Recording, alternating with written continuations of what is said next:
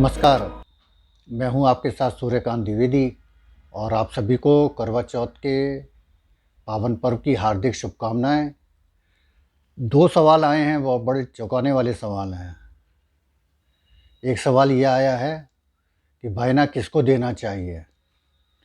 क्या विवाहित स्त्री को देना चाहिए या किसी विधवा को भी बायना दिया जा सकता है अथवा नहीं? और दूसरा सवाल बड़ा रोचक है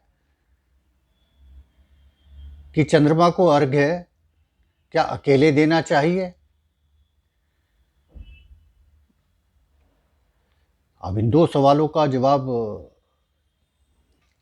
हम क्या दें, लेकिन विधान के अनुसार हम आपको बताते हैं कि पहले तो आप अपनी इस शंका का समाधान कर लीजिए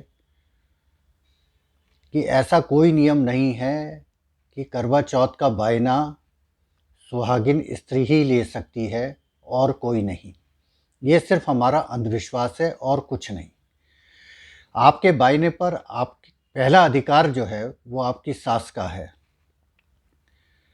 भले ही वो सुहागिन हो अथवा नहीं हो। दूसरा अधिकार आपकी जेठानी का बनता है, आपकी ननद का बनता है और कुछ जगह ये भी परंपरा है कि अपनी छोटी बहन को भी दे देते हैं। इसमें भी कोई बुराई नहीं है। और कोई ऐसी स्थिति आए कि जब कोई ना मिले तो फिर आप अपना बायना मंदिर में भिजवा सकते हैं।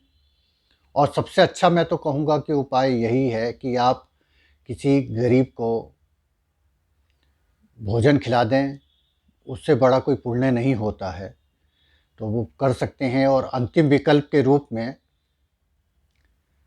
वो फिर गाय आती है कि अगर कोई नहीं हो लेने वाला बायना तो फिर गाय को दिया जा सकता है।